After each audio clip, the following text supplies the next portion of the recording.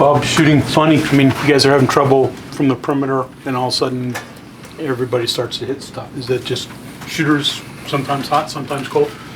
You're not gonna make them all, but I don't know. JC was really good defensively, but he just kind of struggled a little bit offensively today until the end. But I mean, you don't worry about him because he spends more time in the gym than anybody other than James Long. So I don't worry about him. I mean, it's just a matter of, set him down, let him kind of regroup and get him back in, because anybody spends that much time in the gym's going to make some shots.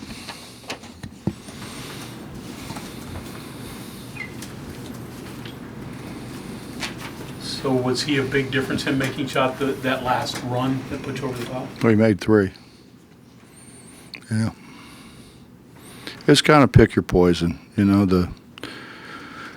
We were running the zone offense that when I was at Akron, we played matchup and we couldn't guard that offense. And so I thought, if we can't guard it, it's got to be pretty good. And everybody else has struggled to guard it. It's just, you're going to give up something. They're just that's our game's a numbers game. It's kind of, you got to outnumber them. And we put more people in areas than they can guard, and they have to pick who they're going to guard. And we kind of hurt them a little bit in the high post, and then they started sagging a guard in there, and that opened things up for JC would have pretty good shots. The hard thing is trying to get those guys to figure out who to pass it to. I mean, we have open guys. It's just, wouldn't think that'd be that hard, but. It has to help them, though, when you got Saggs scoring inside and Watkins making shots, too. I mean, Saggs was really good. I mean, he just continues to get better and better. He really listens, and he's trying. He's trying to understand. I thought the 2 blocks he made, the one in particular, I thought really kind of got us going, got the crowd back in the game, and kind of really got us going. That was a big time block. I mean, that was kind of, I'd sit on the radio and I watched Kenyon do that every game, and that was a little bit like what I used to watch whenever he used to block shots. I mean, that was up there. Remind you then of? No, he didn't remind me of Kenyon. Absolutely not. No, don't Bob. Don't. I mean, that's no.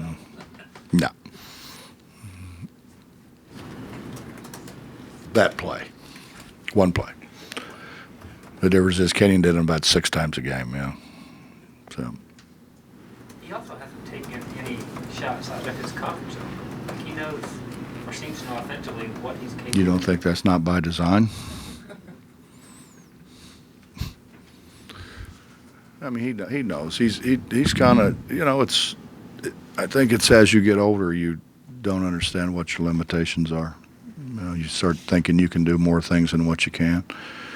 Brandon's had a bad ankle, and Brandon, he practiced yesterday, kind of a little bit on the day before, and I thought he gave us good minutes, and then I think he got tired at the end. When you don't go every day, you lose it faster than what you think you do. That's Elijah's problem. Elijah's going to play about 4 or 5 times down the floor because he's had more injuries than, I don't know. I don't know if I've had a guy have as many injuries as he has. Playing the all-out way that he is, can they play 34 or 35 minutes a game the rest of the way? Well, yeah, they can, but I think it's probably, part of why Nate has struggled to make shots is because we ask him to do so much. We talk about taking, legs away from people, and I think we do that to him. I mean, he played 34 minutes again. That's a lot of minutes.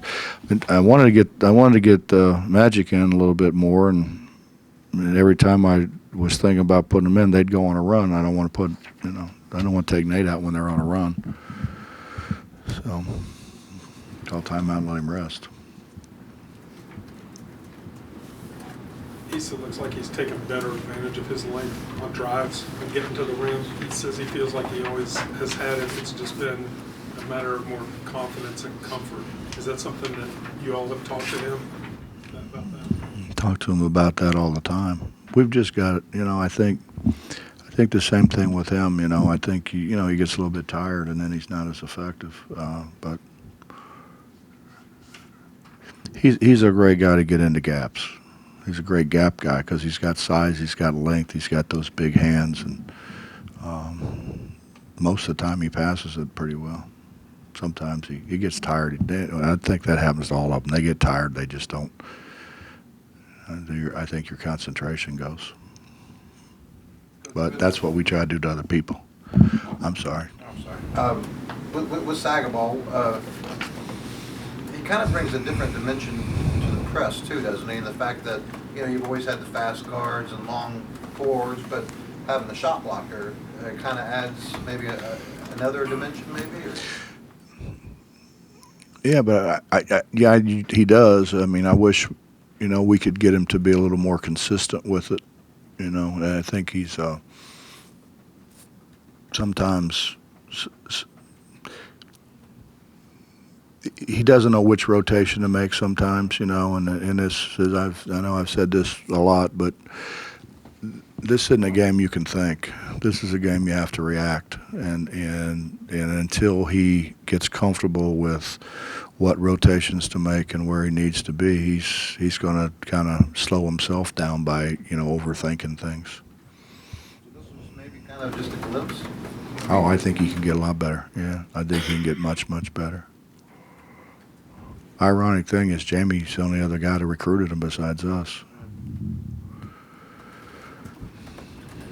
As this season's gone on, Dexter seems to be becoming the spark plug as far as getting you points. Well, I went and watched the high school game last night, and I came home, sit down in my chair, and I got a text from Dax because we put him in a hotel with students coming back this weekend and everything. Wanted to make sure they got some rest with a 1 o'clock game, and he's texting me saying, "Man, I got to go get shots. I got to go get shots. I got to go get shots." Which usually he's saying, "Do we have to practice that long? Do we have?" And so now he's wanting to get in the gym. So I thought he'd have a pretty good game.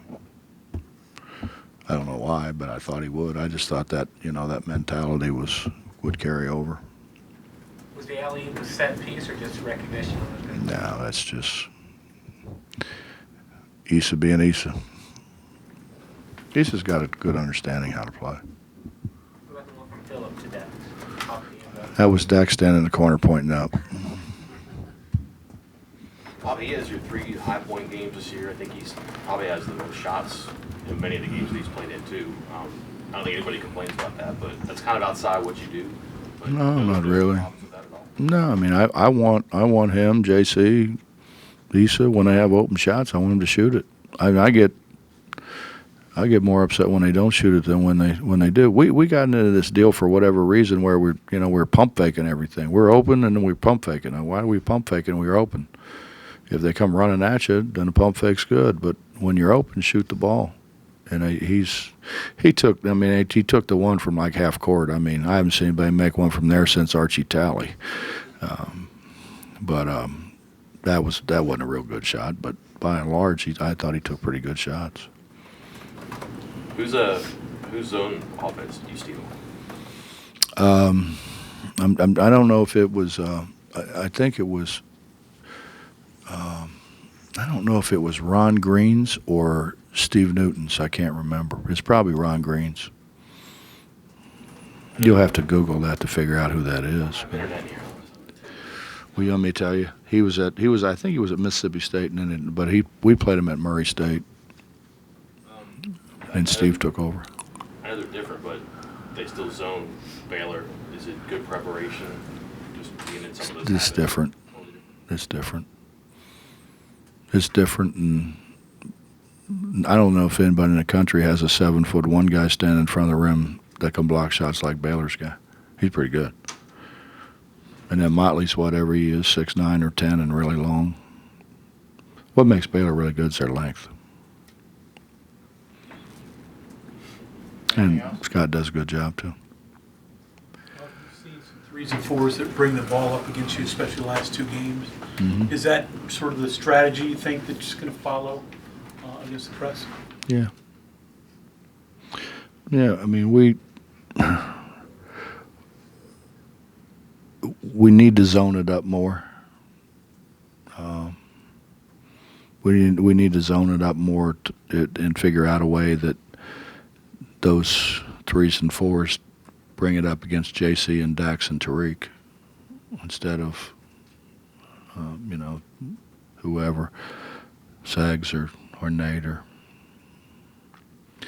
Nate just makes good decisions up there. It's hard not to have him on the front of the press.